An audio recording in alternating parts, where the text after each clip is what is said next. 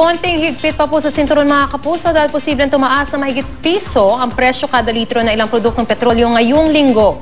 Nagbabadya rin daw ang pagtaas ng presyo ng tinapay kapag naaprubahan ang dagdag buwis sa harina. May ulat on the spot si Julius Segovia.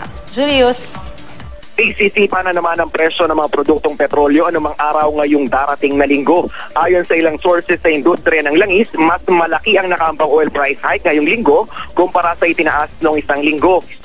Sa kwenta nila, higit piso ang posibleng isipa sa litro ng gasolina habang halos piso rin naman ang maaaring OPH sa litro ng diesel.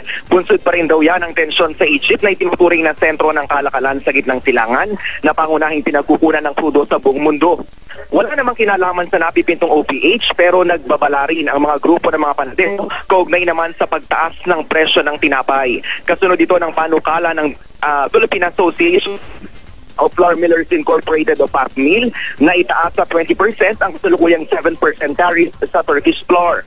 Mas mura ng halos 200 piso kada sakong Turkish flour kumpara sa local flour. Kaya ito ang tinatangkilik ng maraming panadero. Ito rin daw ang karaniwang ginagamit na harina sa paggawa ng noodles, pasta, lumpia wrapper at chicken breading.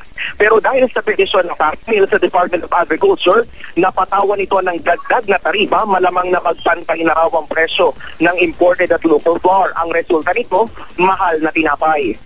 Tiniyak naman ng mga importer ng Turkish flour na ligtas sa kalusugan ng naturang harina dahil pasado ito sa standards ng Food and Drug Administration o FDA. Wala pang pahayag ang PAFMIL ukol dito. Pero tsak na isa ito sa pag-uusapan sa National Price Coordinating Council na pangungunahan ng Department of Trade and Industry ngayong darating na linggo. Yan muna ang latest mula sa Maynila. Balik sa iyo, Marie. Maraming salamat, Julius Segovia.